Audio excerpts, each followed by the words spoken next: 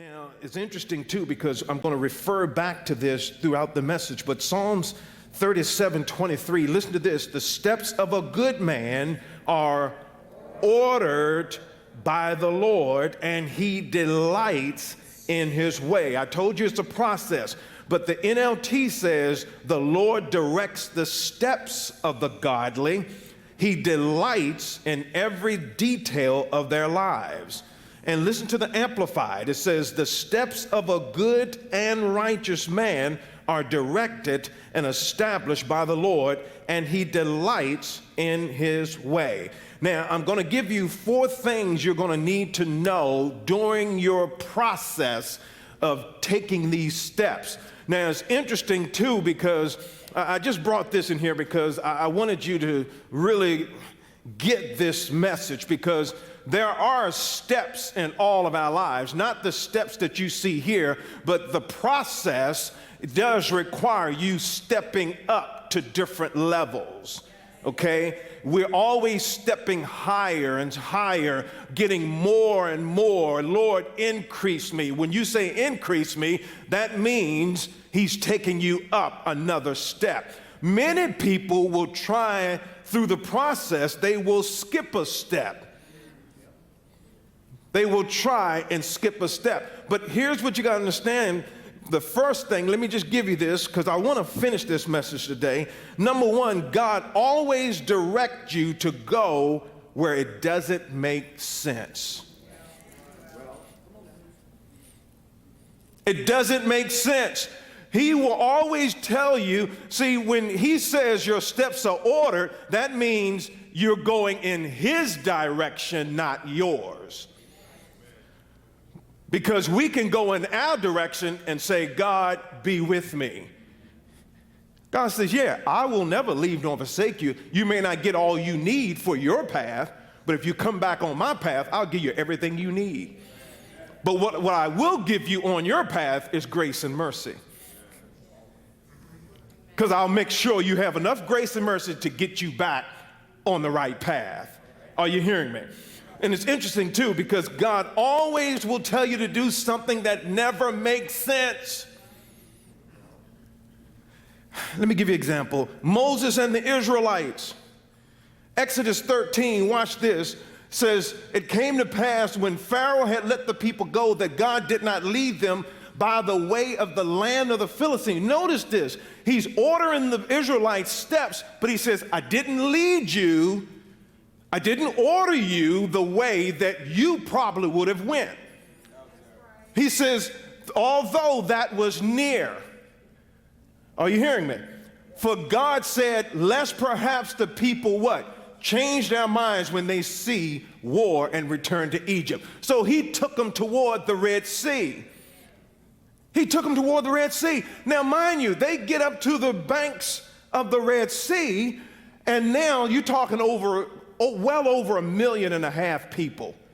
All these people go in the steps of the Lord to the bank of the sea, and the enemy is chasing them down, getting ready to kill them. Why, Lord, would you order my steps to the bank of the water?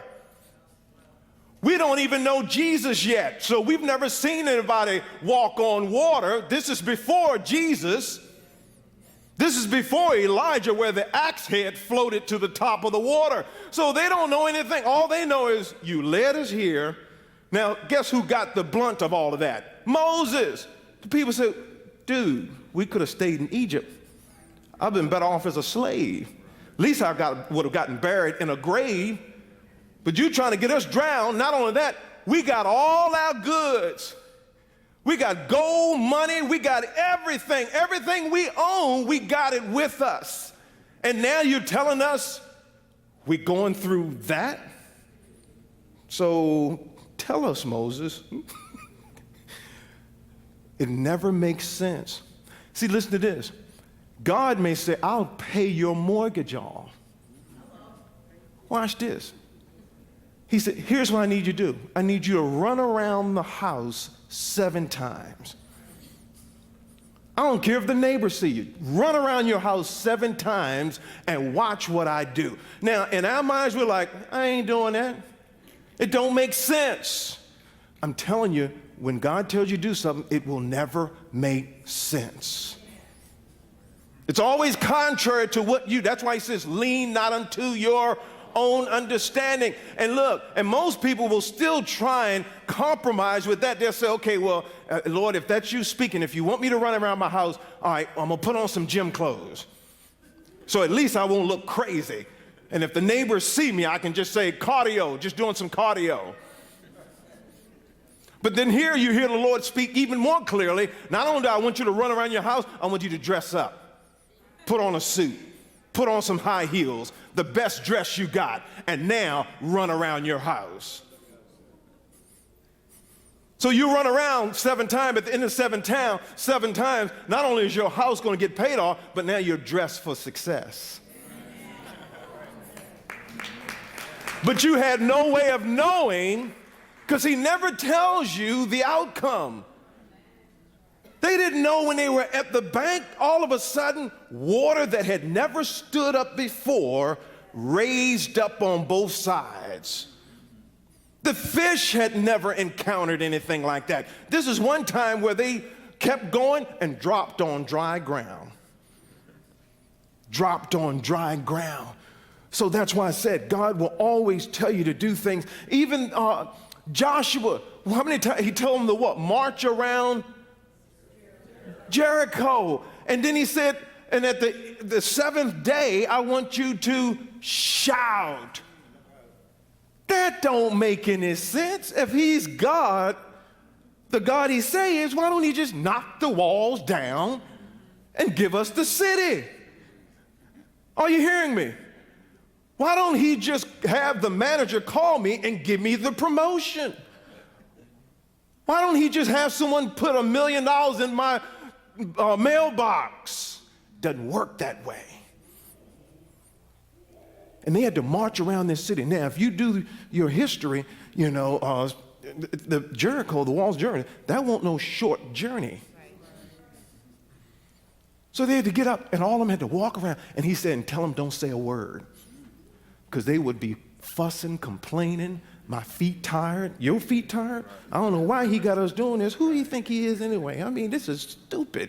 You know, I mean, why? But the thing is, God will always get you to do something stupid so you can get something better. That's just the way he works. It blows me away. Blows me away. Exodus 14. Watch this, just so you can see the rest of it. And when Pharaoh drew near, the children of Israel lifted their eyes, and behold, the Egyptians marched. So now they see the enemy coming, and they cried out.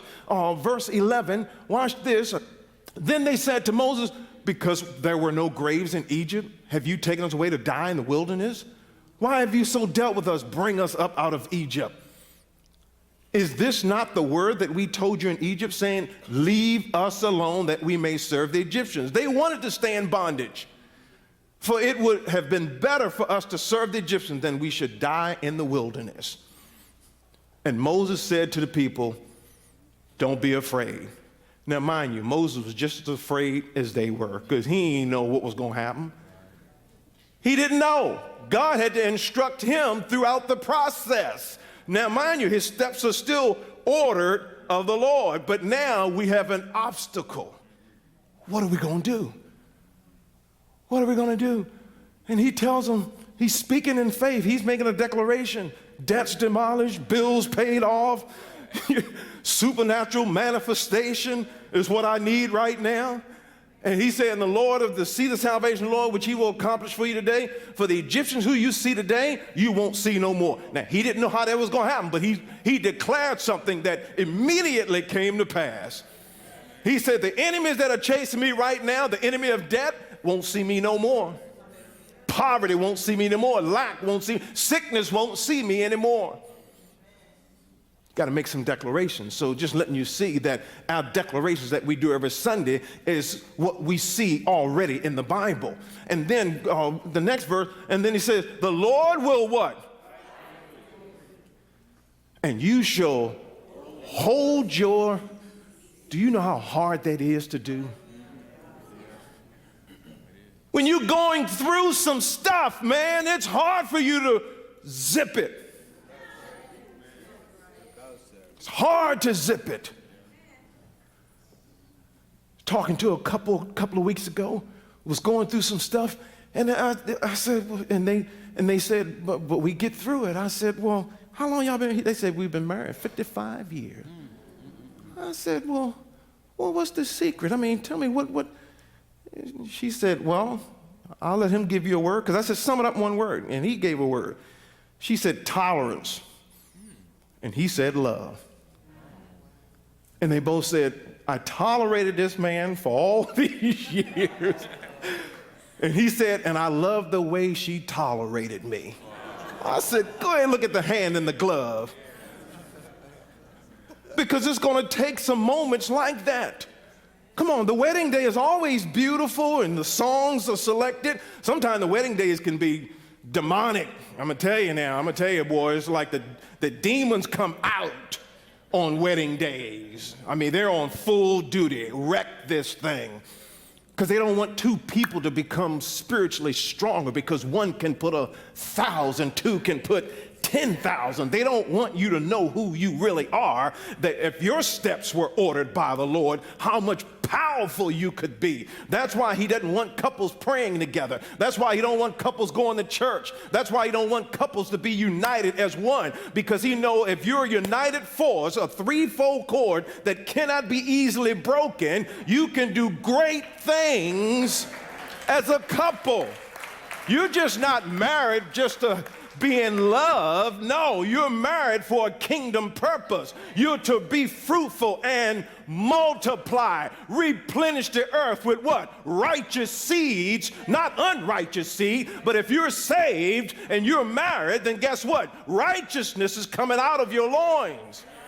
And it's God who gives you the ability to produce in the earth. Make no mistake about it, all throughout the Bible. And God opened her womb, and God allowed her. And it's God who's in every one of our houses saying yes, yes, yes, yes.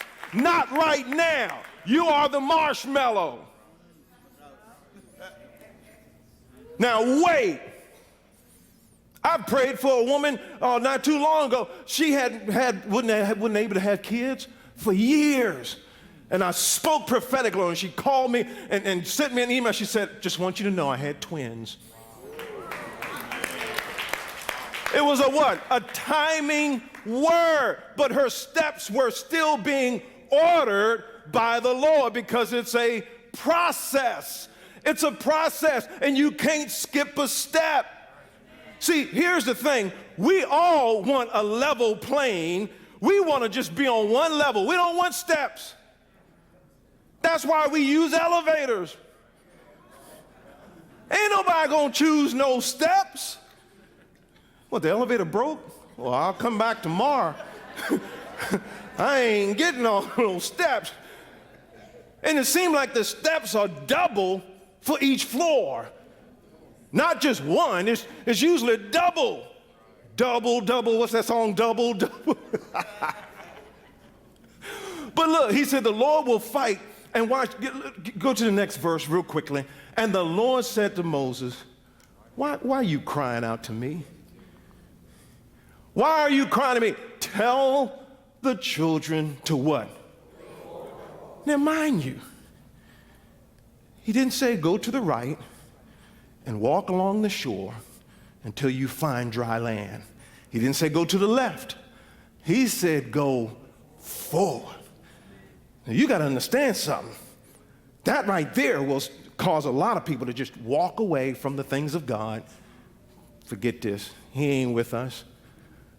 But he said, now Moses, I'm telling you, tell the people go forward.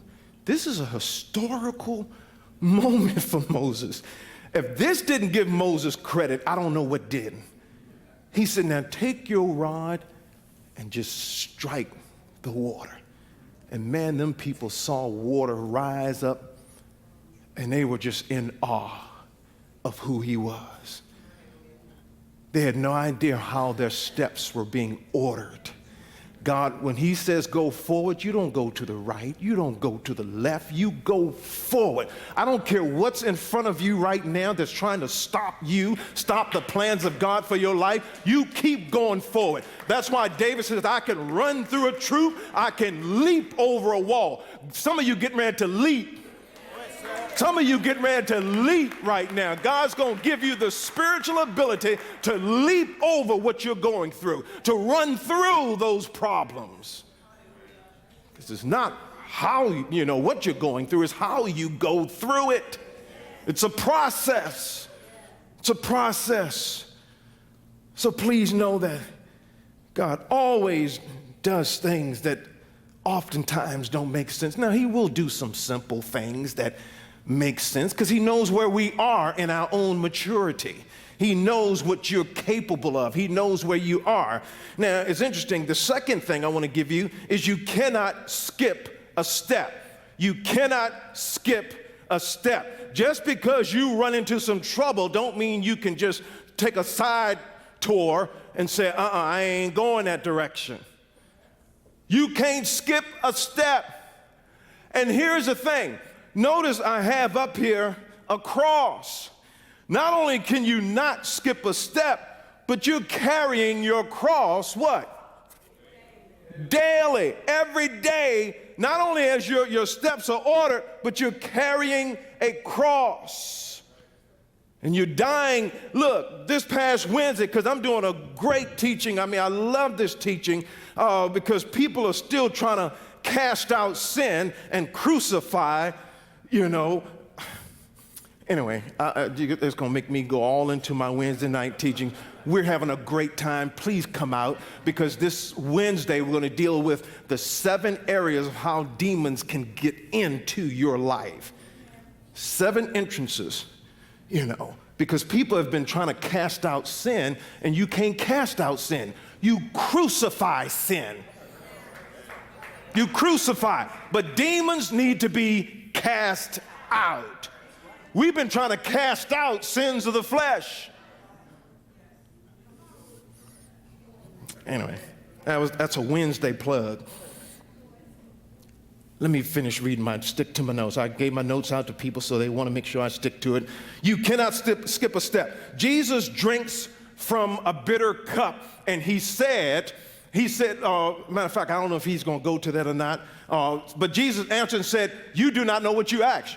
Are you able to drink the cup? Are you able to take the next step?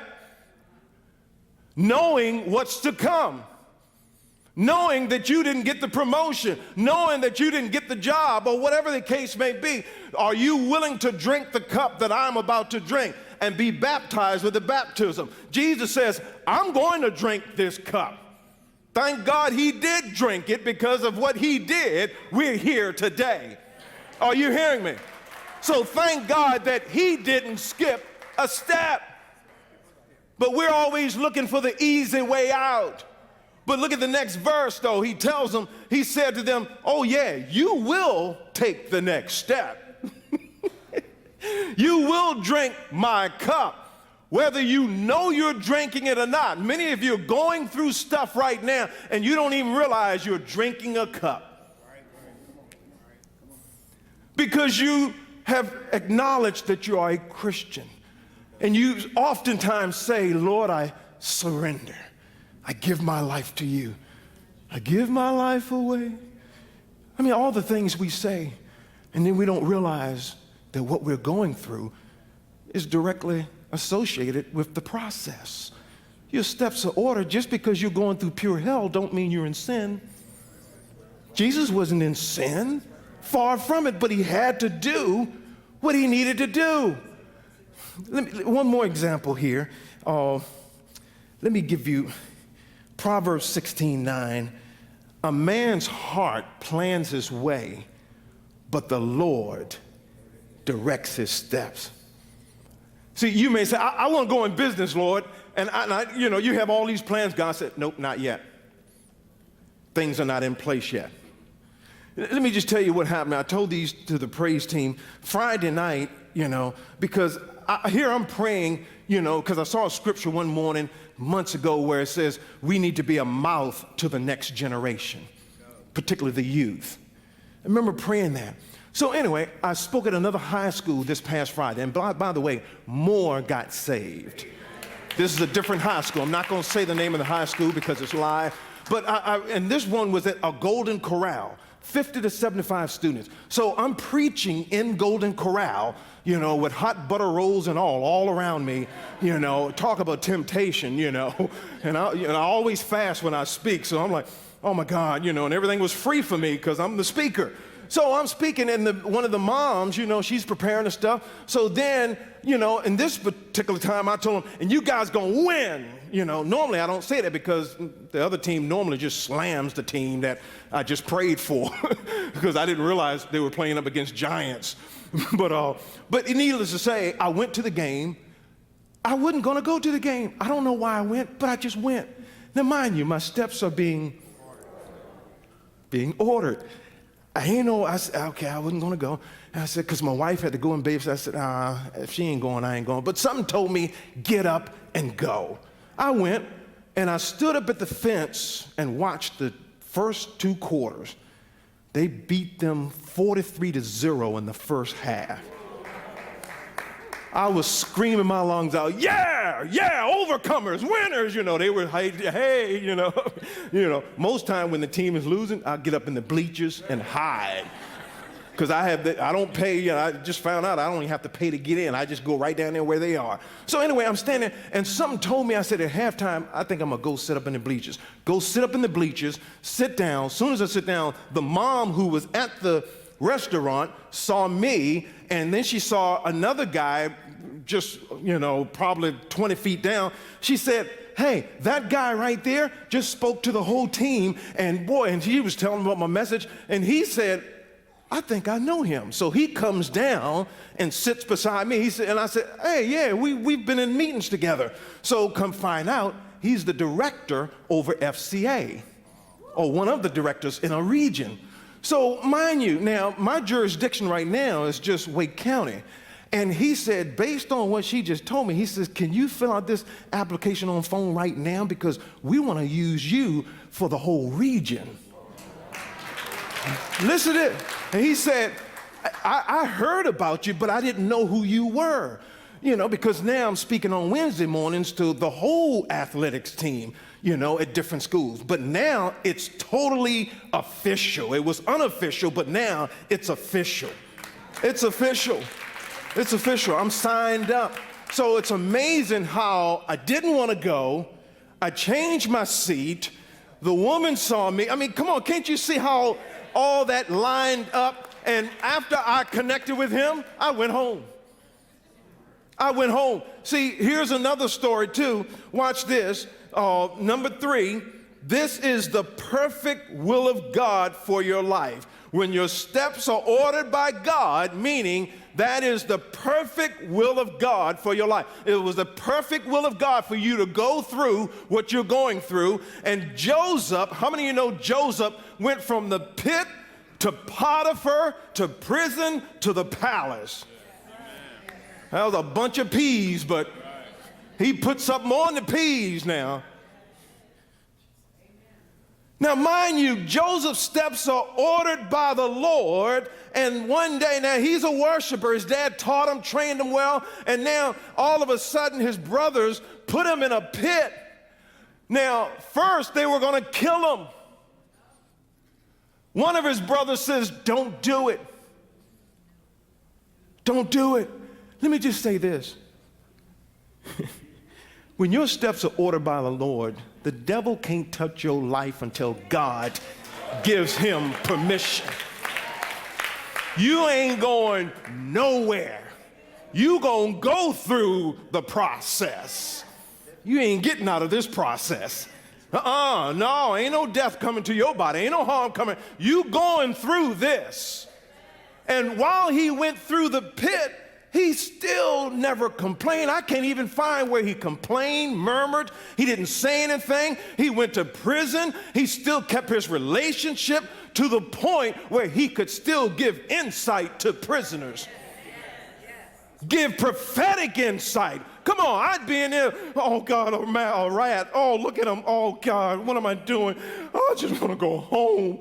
Come on, many of you acting like you're all that in a bag of chips, but you be crying every day. Lord, deliver me. There were no prayers of deliverance for him. He was content no matter what state he's in. All through the process, you better learn to be content.